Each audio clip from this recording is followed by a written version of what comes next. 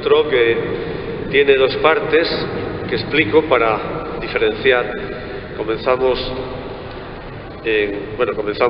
dando la bienvenida, como es lógico, saludando a todos los presentes, a todas las presentes, agradeciendo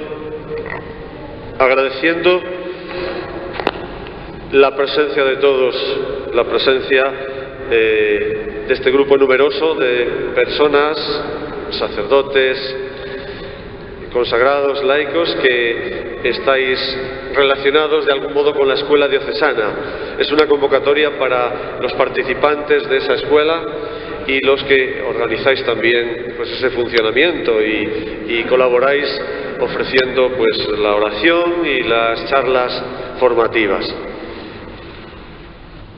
Luego, en la segunda parte, volveremos sobre este tema de la escuela, pero ahora, en este momento, vamos a comenzar con una breve oración, invocando al Espíritu Santo, y después con una meditación sobre el texto que ya tenéis entre manos. Vamos a leer ese texto, una persona voluntaria puede venir y leerlo. A ver, alguien que levante la mano. Ya tenemos aquí un voluntario. Pues bien, leemos el texto, después yo hago una reflexión y allá sobre las 12 menos cuarto, 12 menos 10, tendremos un tiempo para compartir el eco de la palabra de Dios o alguna de esas preguntas. Cada uno puede fijarse en una de esas preguntas y tratar de compartir con el que tenemos al lado algo de lo que ha significado para nosotros esa reflexión, esa meditación sobre la palabra de Dios. También de ese modo vamos a preparar la oración ante el Santísimo, que tendrá a continuación lugar a las 12, media hora, que tendremos la oportunidad de orar en alta voz, y también cuando haya silencios largos pues un poco se va introduciendo alguna canción que nos ayude a continuar en esa adoración al Santísimo. Eso durará de 12 a 12 y media. Y la última media hora volveremos sobre el tema de la escuela, dando información.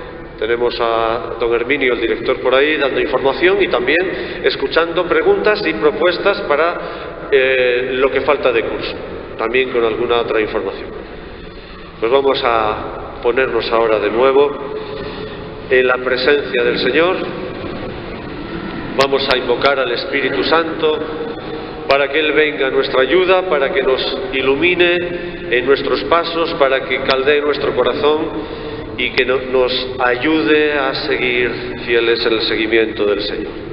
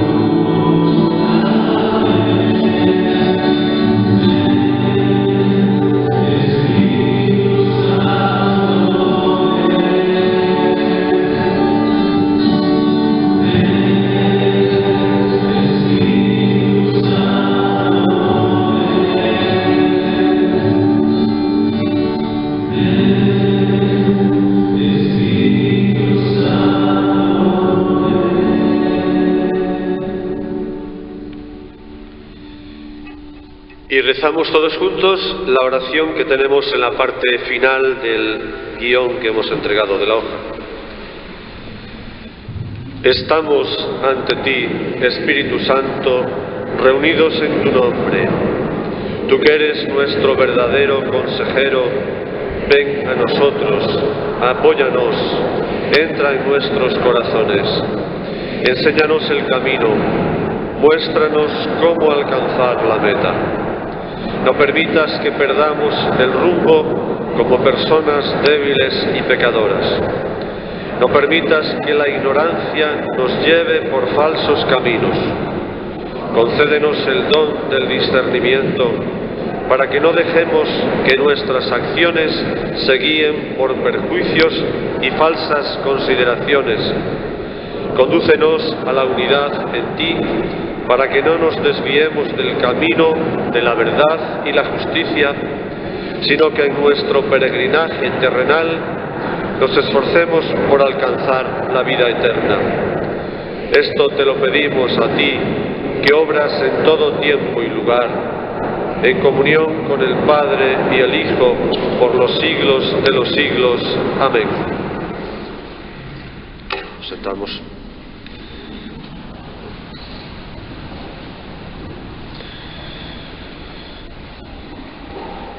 La reflexión que iniciamos ahora parte de la parábola de los obreros enviados a la viña. También ha sido llamada como la parábola del patrono generoso. Se entiende bien el porqué. En el contexto del ministerio de Jesús, esta parábola respondía probablemente a las críticas que recibía Jesús, porque comía con publicanos y pecadores, que dentro de la parábola están representados en los últimos llamados, los publicanos y los pecadores. En este sentido, Jesús refuerza la idea de Dios Padre misericordioso. Dentro de lo que significa en el Evangelio de Mateo, la parábola representa un intento del evangelista por responder a los creyentes del judaísmo.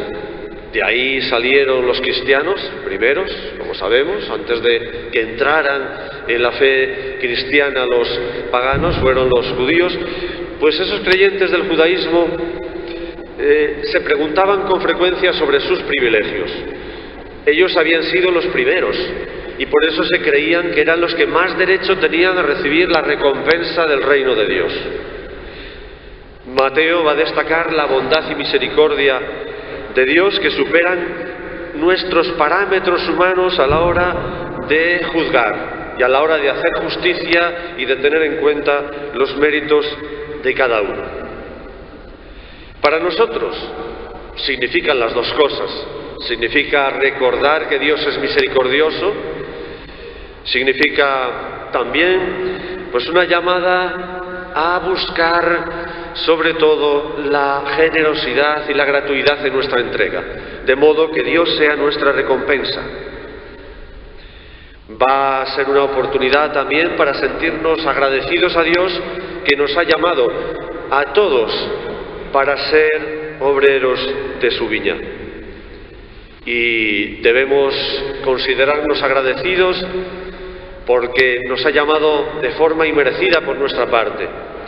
Y por lo tanto no podemos caer en aquel pecado que caían los judíos, aquellos primeros judíos, de decir: nosotros somos los primeros, necesitamos ser premiados, necesitamos que Dios sea especialmente generoso con nosotros.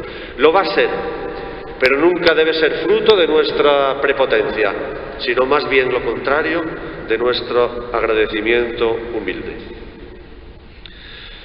Ahí en el guión indico un poco ya lo que puede ser la iluminación del texto respecto a nosotros, pero antes voy a repasar algunas afirmaciones del texto, siguiendo lo que se denominaría la lectio dentro de la metodología de la lectio divina.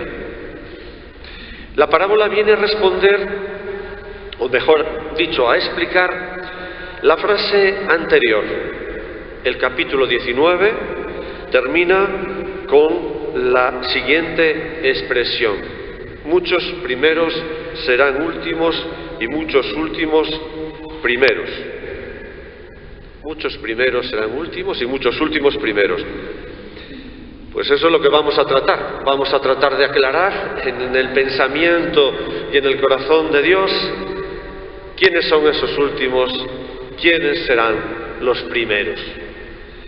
La escena está tomada del medio ambiente palestino, de un contexto social muy propio de aquel tiempo. Un señor dueño de una viña necesita jornaleros y va a buscarlos a la plaza. Es evidente que no existía el INE. Sigue existiendo, creo, ¿verdad? Instituto, aunque no debe emplear mucho, pero un instituto de empleo. No iban buscando a esa oficina, el patrono no iba buscando allí a los que le ayudaran en la viña. De hecho, no es tan lejano un tiempo en que en alguna plaza había personas, por ejemplo, transportistas, yo eso lo he conocido, transportistas que se situaban en una plaza con sus furgonetas por allí alrededor, y iban allí y se les decía, a ver, tengo que llevar tal cosa, iban y lo llevaban. Bueno, esto, por lo tanto, la parábola es realista, refleja un acontecimiento propio de aquella época. El salario que propone a los primeros es un denario. Era el salario normal para una jornada. Al resto, porque salen 5 momentos, al resto no les va a proponer o prometer un denario, sino que les dirá, os pagaré lo debido. Sale en distintos momentos. El horario judío o la división del día en aquella época era de 12 horas. Comenzaba la primera hora, que sería las 6 de la mañana. No era muy temprano. Pensad que Oriente Medio, Palestina, está mucho más al este que estamos nosotros, de tal modo que puede haber, no sé, 4 horas perfectamente de diferencia solar. Si aquí amanece ahora a las 7 y pico, pues allí quitar 4 horas y allí amanecerá ese momento. Es decir, que ahí amanece mucho antes, ¿no? El día comienza a las 6 con la primera hora, después estaría lo que llamamos en liturgia de las horas la tercia, sexta, nona. Hay algunos que son llamados a la hora undécima.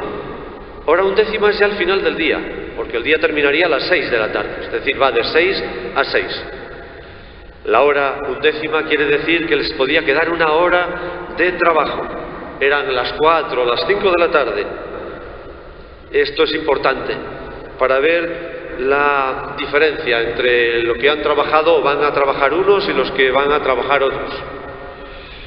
Estos, cuando les llama el dueño de la viña, les dice que qué hacen allí. ¿Y qué responden ellos? Nadie se ha ocupado de nosotros. Por eso, aquí, en la lectura actualizada del texto, vemos reflejadas a las personas pecadoras, aquellos que han sido dejados de lado por los maestros de la ley, por ser pecadores. Han estado orillados, no contaban para esos maestros de la ley. En este caso, en el caso de los últimos llamados, tampoco se había fijado un salario, aunque habían trabajado solo una hora. Desde luego no podían aspirar a cobrar lo que cobraron los de la primera hora.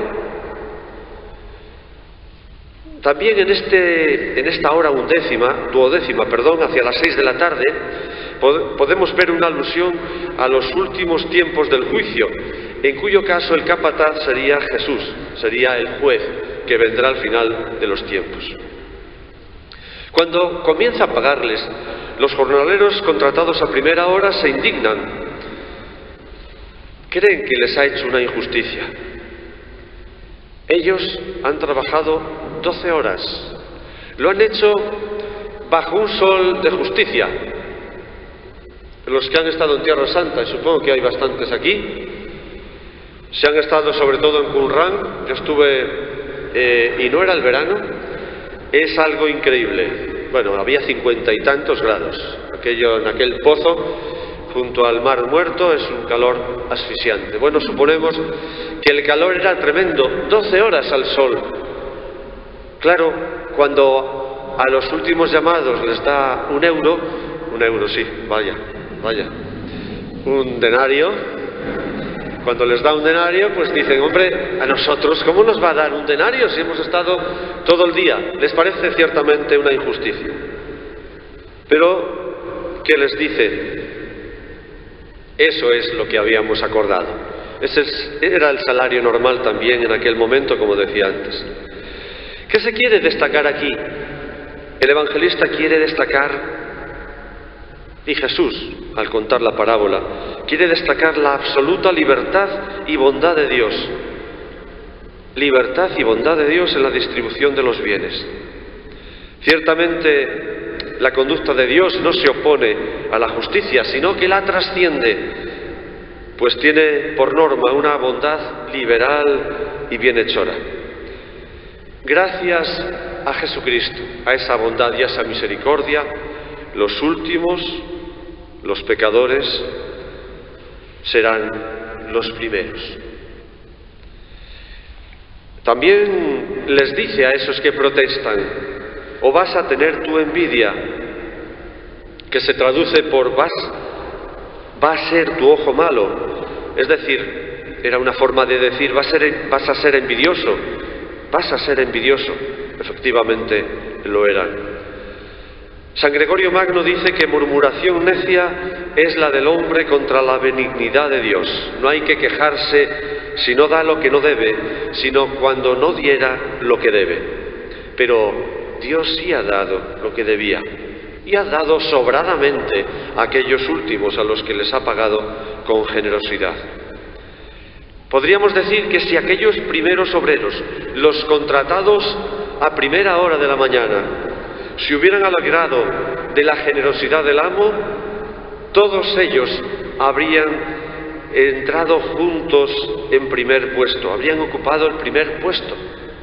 Pero las murmuraciones provocadas por la envidia son las que les han hecho ir al último lugar, de tal modo que se cumple la frase: muchos últimos serán los primeros y muchos primeros serán los últimos. Creo que podemos de este modo, con esta lección, comprender el texto un poco mejor. Seguramente lo que he dicho no es una gran novedad y muchos lo conocíais de sobra, pero bueno, siempre nos viene bien recordarlo. Y ahora vamos a la parte, digamos, más personalizada del texto, que nos dice a cada uno qué lecciones podemos sacar de este texto bíblico.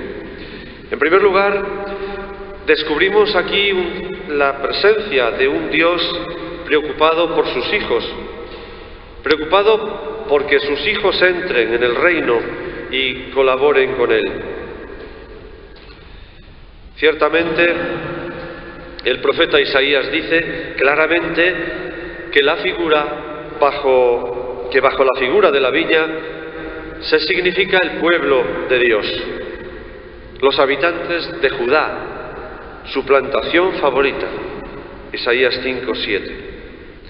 Leído desde el momento actual, en la figura de Israel nos vemos reflejados cada uno de nosotros y se ve reflejada la Iglesia entera, toda la Iglesia.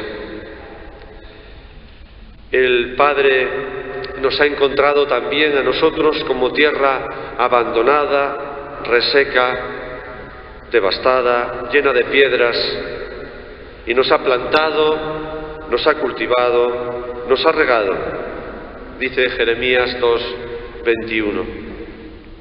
De hecho, hay una canción que se titula El Viñador, ¿verdad? No sé si la sabéis, no lo digo para cantarla ahora, pero recordad que dice: por los caminos sedientos de luz, levantándose antes que el sol, hacia los campos que lejos están, muy temprano se va el viñador Dios. Somos esa viña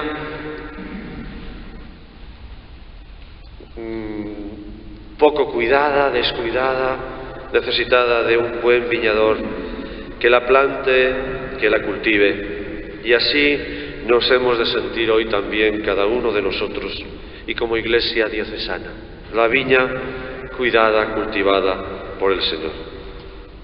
Un Señor que hoy mismo sigue realizando esa labor, porque no nos quiere ver destrozados. Por eso moviliza personas, por eso moviliza instituciones que están pendientes de nosotros, de todos nosotros. A todos nos cuida alguien, a todos nos cuidan distintas instituciones. La Iglesia misma nos cuida, cada uno. Somos Iglesia, pero la Iglesia es también nuestra madre. Es la madre que nos cuida a todos. Por eso vosotros, yo mismo, todos, nos sentimos cuidados por el Viñador, a través de esa institución y de instituciones intermedias, que pueden ser los institutos de vida consagrada, los movimientos, las parroquias. Son instituciones intermedias que también nos cuidan. Cuidan, pero nos cuidan a nosotros.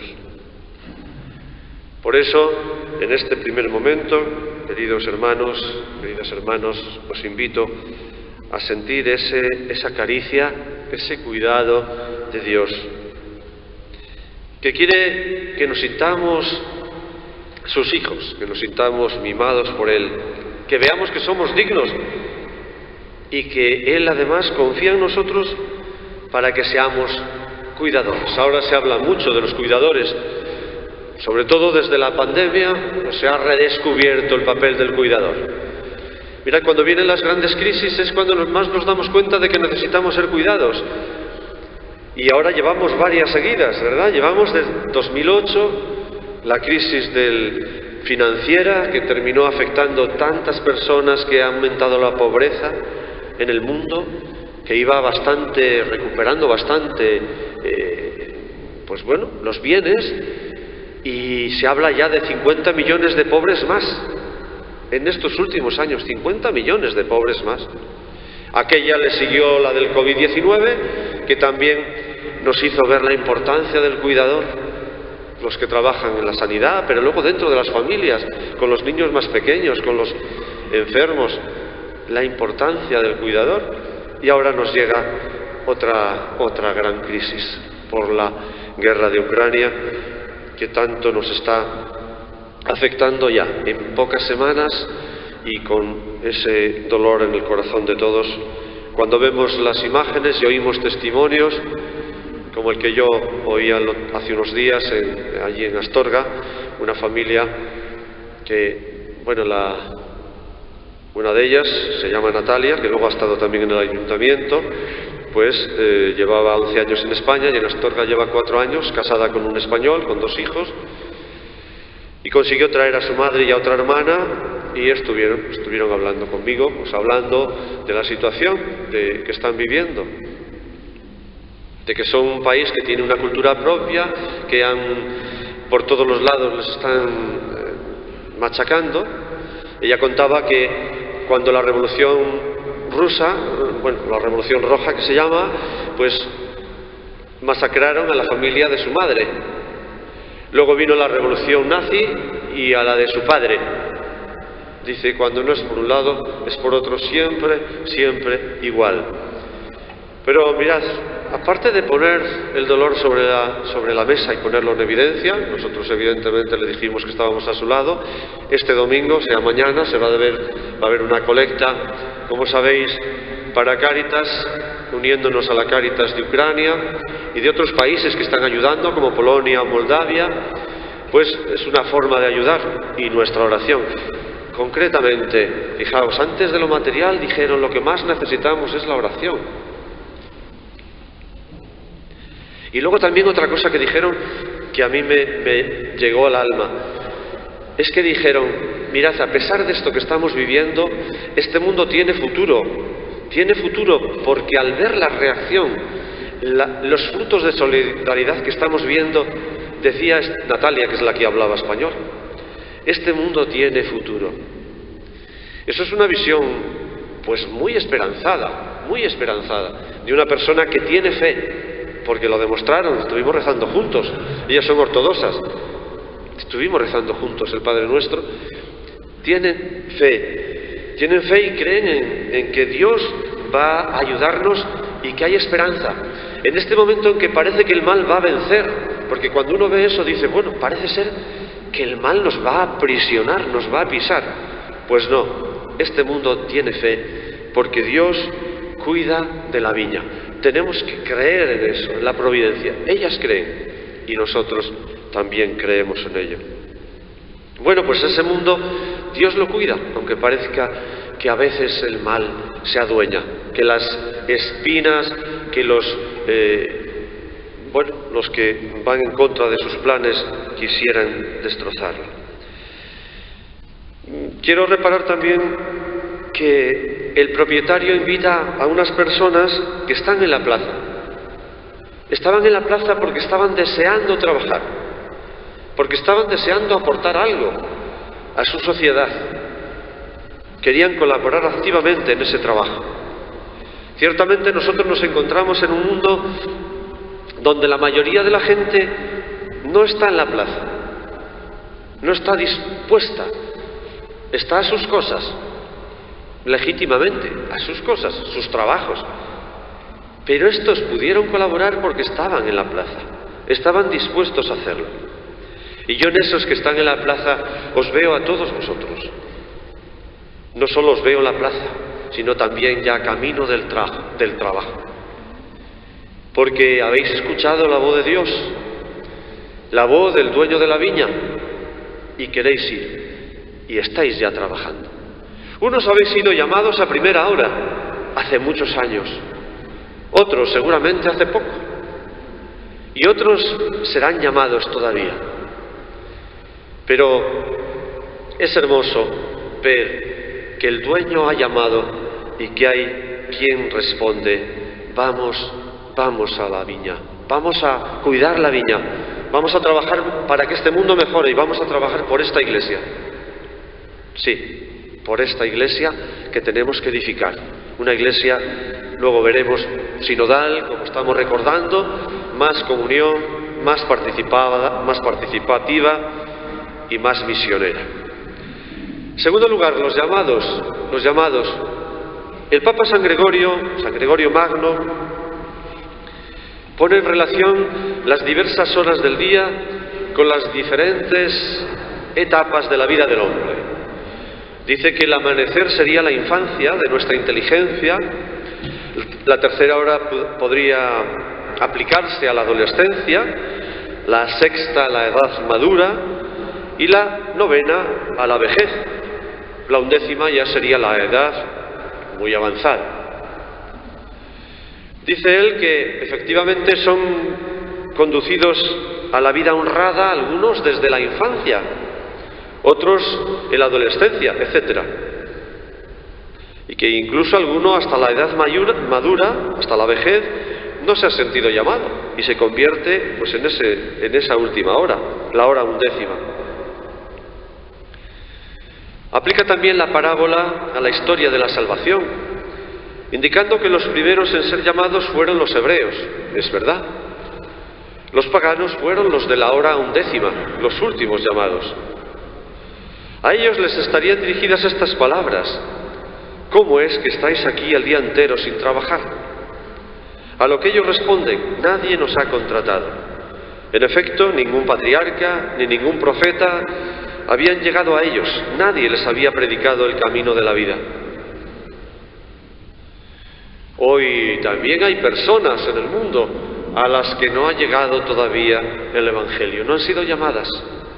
De ahí la necesaria misión a gentes, que bueno, también ya es misión aquí mismo, porque aquí mismo, ya donde estamos, hay personas que no conocen prácticamente nada del Evangelio, de Jesús, de la Iglesia. Por eso la misión sigue abierta y el Señor sigue llamando todavía ahora y seguirá llamando hasta el final de los tiempos. Ante esta invitación del Señor, dice San Gregorio, ¿qué excusa pondremos si no hacemos buenas obras? Y sigue diciendo, recordemos que hemos recibido la fe al salir del seno de nuestra madre. bueno, sobre todo habla a aquellos cristianos que seguramente somos la mayoría de nosotros, que desde pequeños ya nuestra familia nos enseñó a hacer la señal de la cruz, nos enseñó a rezar, el Jesucito de mi vida u otra oración, pero ya desde pequeños, ¿verdad? Y que desde pequeños fuimos a la iglesia, llevados de la mano, y nos pusieron un traje bonito para hacer la comunión y sentíamos pues aquello como algo realmente significativo y hermoso. Bien, algunos desde ese momento hemos sido llamados y por eso no tendremos excusas para trabajar en la viña del Señor, ¿verdad? Hemos escuchado las palabras de vida desde nuestra cuna y fueron las ubres de nuestra Santa Iglesia el alimento de la doctrina celestial, al mismo tiempo que la leche materna. San Gregorio Magno, estoy citándole desde hace unos momentos. Es cierto que estas llamadas a la fe y al ministerio que cada uno realizamos, para la mayoría de los que estamos aquí han podido quedar lejos. Es decir, seguramente que muchos somos veteranos. Sí, aquí hay jóvenes, pero hay gente veterana también, ¿verdad?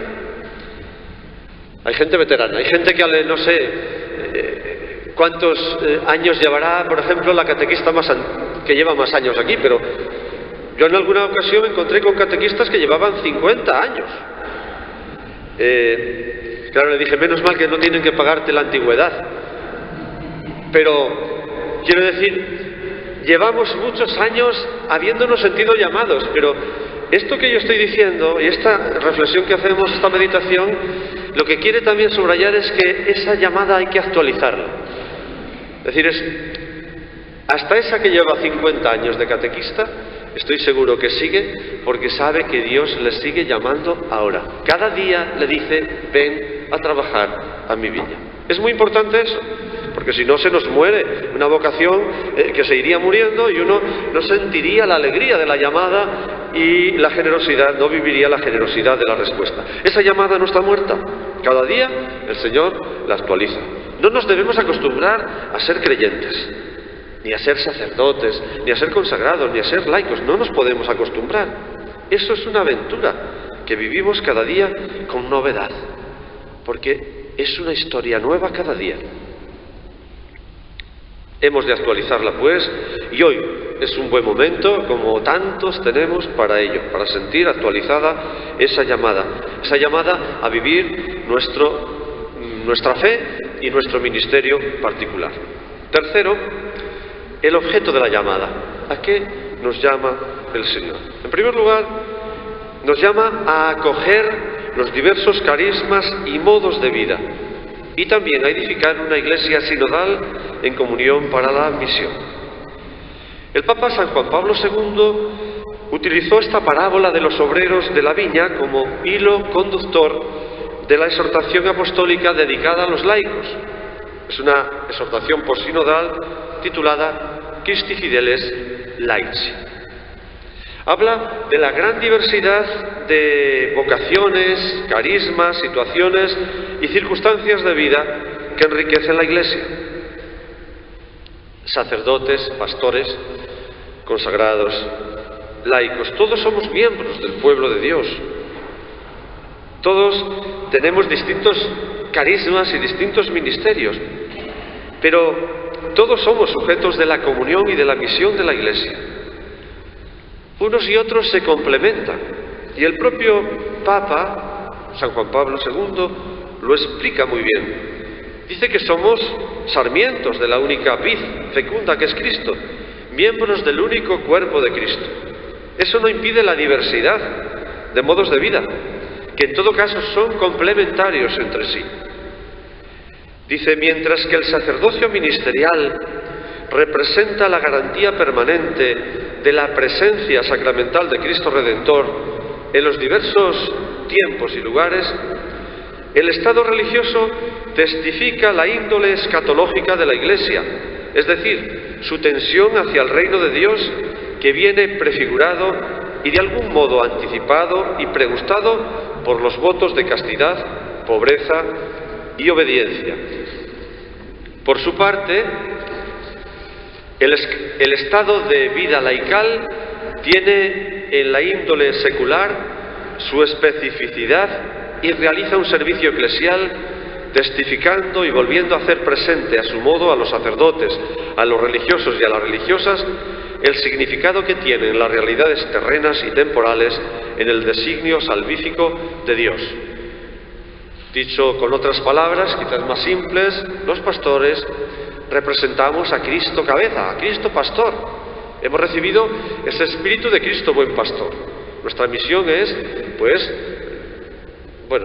no la voy a repetir aquí, aunque están los sacerdotes. Por cierto, les agradezco mucho, porque a veces cuando hay reuniones de laicos, los sacerdotes dicen es para ellos, pero aquí os han acompañado. Y esto es una realidad que no es la primera vez que constato, y eso es muy bonito, porque sé que os gusta que estén con vosotros. Así que, pero vamos, no voy a detenerme ahora, porque a ellos les estoy dando también otro retiro ahora en el mes de febrero y marzo. Precisamente el martes estaré aquí en Ponferrada. La misión del sacerdote, la misión del consagrado, ya se ha dicho, es recordarnos que hay una vida, un modo de vida en pobreza, virginidad y obediencia, que es una vida para Dios. Nos descubren que el verdadero tesoro que les mueve es Dios. Y los laicos, decía aquí San Juan Pablo II, nos recordáis a nosotros que estáis presentes en medio del mundo y que vuestra tarea es, además de edificar la Iglesia, que también eso, de hecho estamos hablando a agentes de pastoral, evangelizadores, además de eso es transformar el mundo. Este mundo que es capaz de ir a la guerra, este mundo tiene tanto que hacer, hay tanto que hacer, o que hay tanta gente que pasa hambre, o que hay tanta gente que está excluida y que no cuenta. Bueno, pues hay mucho que hacer en este mundo. Los laicos, esa es la misión primera. Pero evidentemente también nos ayudáis con esos ministerios dentro de la Iglesia, ministerios laicales, ¿verdad? Esta variedad de carismas y de modos de vida expresan la riqueza de Jesucristo y la complementariedad y comunión en la Iglesia. Por lo tanto, y esto ya va para mis hermanos sacerdotes, si los pastores ignoramos esa multiplicidad de ministerios, estamos recortando la grandeza de Cristo y estamos empobreciendo la riqueza de la Iglesia. Pero también vosotros colaboráis ya, pero aquellos que no colaboran realmente están haciendo chiquito el ser de Jesucristo y la imagen de la Iglesia. Claro, le están reduciendo. Cuando un laico en la parroquia al sacerdote solo acuden para pedirle que le celebre el día de la fiesta a tal hora, pues está haciendo que su ministerio se achique. Hay mucho más en la Iglesia. Si solo le pedimos eso, podemos pedirle algo más. Podemos pedirle que realice la unción de un enfermo, que nos acompañe un día en una fiesta, que hable de un tema concreto, social. Es que, ese ministerio no hay que achicarlo. No podemos, por lo tanto, estrechar la riqueza de carismas y ministerios que reflejan a Cristo y la riqueza de la Iglesia también. También ahí os indico, como otra lectura actualizada del texto, no debemos buscar otra recompensa que la alegría de sentirse llamado. Ser llamado por Dios, dice el Papa emérito Benedicto XVI, es ya la primera recompensa. Poder trabajar en la viña del Señor, ponerse a su servicio y colaborar en su obra constituye en sí un premio inestimable que recompensa de todo cansancio. Y sigue diciendo, lo comprende solo quien ama al Señor y a su reino. Quien por el contrario solo trabaja por el salario nunca se dará cuenta del valor de este tesoro inestimable. Además, su avaricia les lleva a enfrentarse al dueño de la viña e incluso a los demás trabajadores por envidia. Por lo tanto, efectivamente, gratuidad del servicio. Eso no quiere decir que haya personas que se les tienen una paga por su ministerio dentro de la Iglesia, no lo excluye, pero lo que estamos diciendo es que la primera paga para nosotros debe ser el ser llamados, el colaborar con Jesús. Esa es la primera recompensa, la alegría de ser llamado por el Señor. ¿Y por qué? Porque no somos superiores a nadie, porque Dios no ha llamado a los más importantes. Si no hubiera llamado pues a los escribas, a los fariseos, a los que más sabían, pero llamó a unos pescadores. Y ahí nos vemos reflejados nosotros mismos. Aquí no estamos los más poderosos, aquí no hay ningún oligarca ruso, tampoco ningún americano, de esos que cotizan en bolsa. Aquí no estamos los más poderosos, ni los más sabios, ni los más potentes en armamento. No, estamos gente normal, sencilla, pero que han sido llamados. Y esa es nuestra alegría. Fijaos cómo vivió esta alegría, por ejemplo, Mateo, que no era pescador, como sabéis, era cobrador de impuestos. Para él fue un momento de gran gozo ser llamado. Él, por ser precisamente publicano, se consideraba pecador. Todo el mundo le consideraba así. Todo cambió, sin embargo, cuando el Señor lo llamó y él se levantó y le siguió. Entonces pasó de ser último a ser primero. Y también San Pablo experimentó la alegría de sentirse llamado por el Señor a trabajar en la viña. De tal modo que, ayudado por la gracia que le cambió de perseguidor a discípulo, llegó a afirmar: para mí la vida es Cristo. Para mí la vida es Cristo. Qué frase tan hermosa.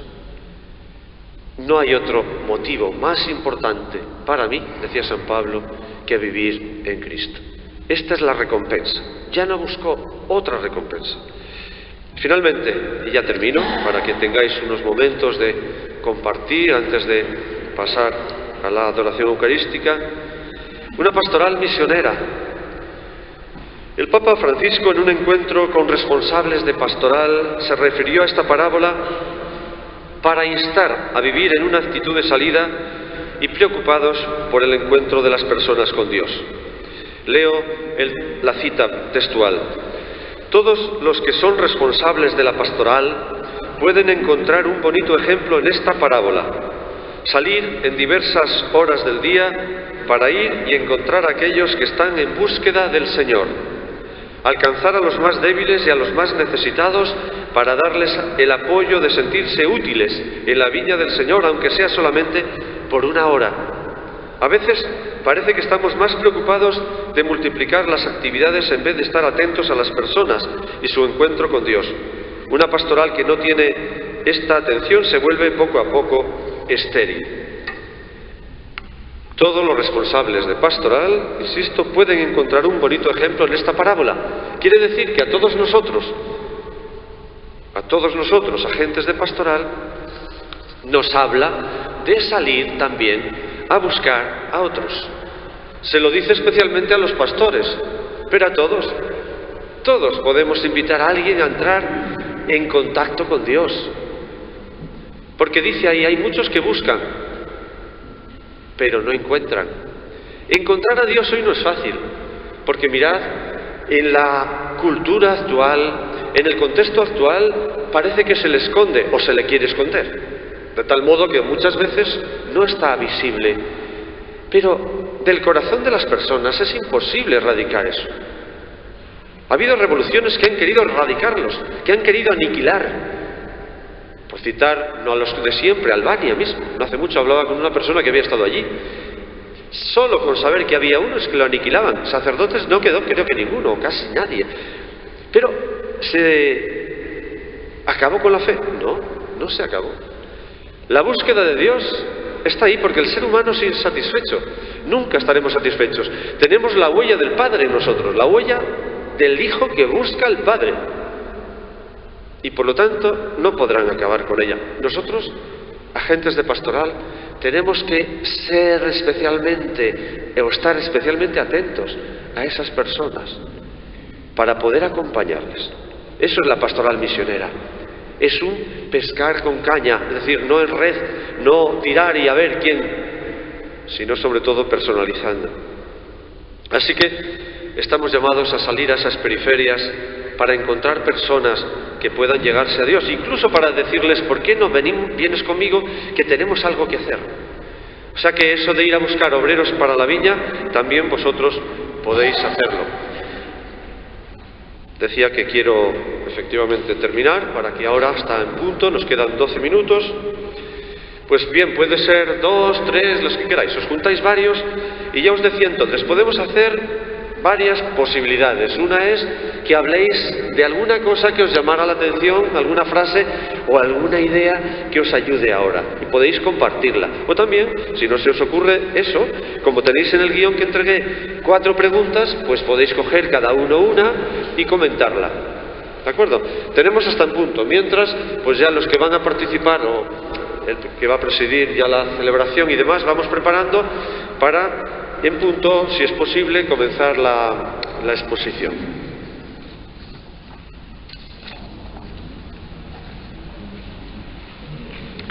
Está claro lo que dije, ¿no? Supongo.